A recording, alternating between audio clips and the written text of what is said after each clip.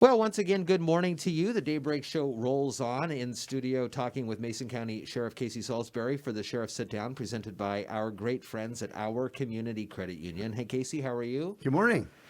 Let's talk a little bit about Mason County, the Sheriff's Office, even the Shelton Police Department a little bit, versus kind of what we're seeing in the big cities. I know when I talk with Chief Moody, and I know you've been on the panels of this too, when we talk about community policing, that kind of means out walking the streets, a 21st century model here, and it looks a lot different than what we see on the nightly news, kind of in cities and in the bigger cities.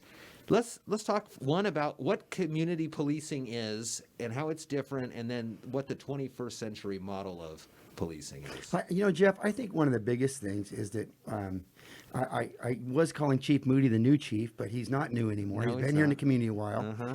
But with Chief Moody and I, when we're out and about working, or when we're about going to the grocery store, you know us. Yeah. When you see us in the store, you know who we are.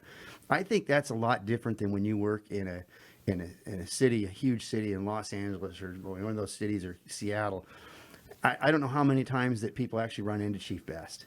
In our community, we see each other. We're part of the community, on off duty, and we know the people in our community really, really well for the most part. I've been here for a long time. Many of the people here were my teachers and relatives and things in the community. I think that changes the perspective of policing a little bit. And as you know, just like here, I don't know how many people just call up a radio station in Seattle and talk to the person hosting the radio show that day, or how many times the chief is on, other than King 5 or 7 or something like that. But how many times are they that close to the community? And I think that's a lot different in rural communities. You see the community be a lot closer. And many of us, at least in the sheriff's office, and there's a number in the city, we all grew up here. I mean, we didn't just show up here from another place and come to work. We have a few people from the outside, but we have a lot of people that grew up to the community, and it means a lot to them. I think that makes a big difference. So does that doesn't change the rules of policing at all? How is it, how does it just feel and appear so different? I think it's because I think some of it's relative closeness, and I also think that some of it, when you look at these things, to me, it's a lot harder, or say it's a lot easier to get on some email and be critical of something without knowing somebody. Uh-huh. When you know somebody and you're face to face with them, I think people are a little more humane and decent about things. And because, again, the relative closeness in the community, we can do those kind of things. And I think as that distance gets further away and you don't really know your policing organization or haven't participated with them in things, your opinion might be different. Myself and the chief of Mercer Island, Chief Holmes, were selected many years ago to co-chair what was called the Citizens Trust or Public Trust Committee, which developed through the 21st century policing model that was put out years ago, to see if we're meeting all those areas in that. And we, without even really thinking about it, met most all the areas in that 21st century policing model. And we continue to do so. As you know, on Fridays, it's hard right now. On Fridays, I've always taken it Friday, usually in the morning, take off and go out and to try to get to different areas of the county that are outside of Shelton, way out, and little stores, and just walk through and say hi to people. And I think that's a big thing. And for a sheriff in the size of King County, for Chief Joe Hecknick, she's got millions of people, and it's hard probably for her to get out, way out to the edges of King County and meet with people. So it's just a little bit different environment when you're in a more rural community, I think. There's been a lot of talk and images in Olympia and in Seattle and in Portland, coming up on 60 days of protests now with federal groups or whoever's out there. When you look at kind of what you have in the sheriff's office, I know over the years you've been able to acquire past military equipment like the MRAP and things like that, and you've got it at a heck of a deal for the county. I think you paid $1 for it or something like that. Is that something that you think you're going to continue to look for moving forward, or was that a time in the early teens where that was the way that you were looking at a police force? there's a lot of questions right now about these types of vehicles and military equipment, perhaps for the police office and the sheriff's office. Are you going to continue to do those types of things if you have the opportunity to find them? Well, I don't actually, and I think that the reason that you get that equipment is a little bit different than what some people view it as. Sure, it's easy to say that it's some kind of a militaristic thing, but take for instance around here we have the National Forest. There are places in that National Forest in the wintertime and things that can be very, very difficult to get to. We had a Humvee, which made it possible for us, and we used it several times to go up on missions to bring people out that were injured or stranded, to pull them out or stuff like that. When we talk about the MRAP, and people will say, well, that's they don't shoot anything is the first thing. People call them tanks. They don't shoot anything out of them.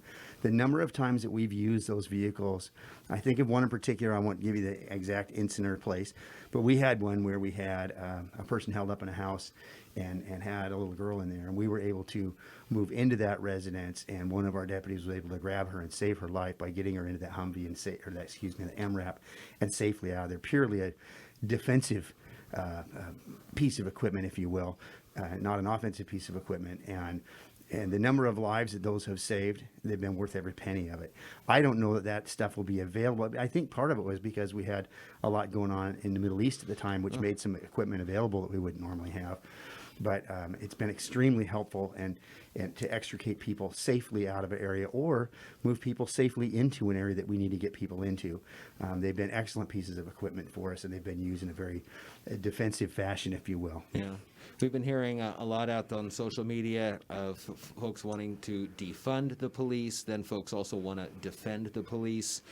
What's kind of the overall statements and messages that you're getting into to the sheriff's office on how you guys are doing and stuff like that? Well, I'll tell you, we talk about the differences in communities. Our community has been extremely supportive. We get a couple of weeks ago cards, letters, flowers, all kinds of things sent to our office that people bring in, mostly letters and things from out of the area, sending us saying, hey, we love the community the way it is. We love Mason County. Please help us keep it that way. We get different businesses saying, we love the deputies coming in our business. We like having them here. Thank you for sending them up here. Please keep our deputies in place. Please let us stay, keep our community the way it is. And we very much support law enforcement. We get loads of letters. I had one from, I won't say the name, I wouldn't remember the name anyway. We've got one down there that came in from whoever you are in Madras, Oregon, that came through here and contacted one of our deputies for something and wrote us a letter back saying, you know, how appreciative they were of the work that the deputies did to help them while they were here. I've got them from other states, several other states, where people have personally handwritten cards saying, I was here, this happened to us, and the deputies helped us with this. I mean, we've got loads of them that come in up there, and it's really nice during this tough time. The other thing that I've noticed that Ryan and I still go out with our masks on and things and wander through places in the community when we can. Chief Sperling and I were out one day, and this guy walked up from King County and said, you know, we're moving here. We've got a summer house. We're out of there. We're moving here. Well, there's a lot of people saying that they want to move down here and away from all that stuff. And I hope that that doesn't bring any problems with it. But most of those people are saying, we love it here. That we want out of the traffic. We want out of that area in Seattle and things that are going on. And so there's a lot of people that are looking to these places that have a little more wide open spaces. And they seem to be very supportive of what we're doing, which is a great thing for us. And I would say that, you know, there's not very many of us between Chief Moody's staff and the tribes with both of them being involved with us in the state patrol. But there's not very many of us all together, and that's another thing that I think is helpful.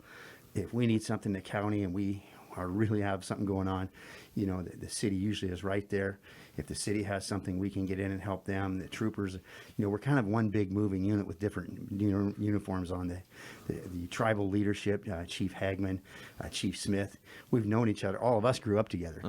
You know, I've known Chief Smith since we were elementary school. And so it's real easy to get along with people when you've known them for, 50 years. Yeah. And it's just a little bit different in a community like this. And I'm very happy with it. And when I talk to the sheriffs in the rural communities and the sheriff's offices, they get tremendous support as well. So that kind of brings us right back to the start of the conversation with community policing. Mason County Sheriff Casey Salisbury here for the Sheriff Sit Down, presented by our great friends at Our Community Credit Union. Thanks, Casey. Thank you.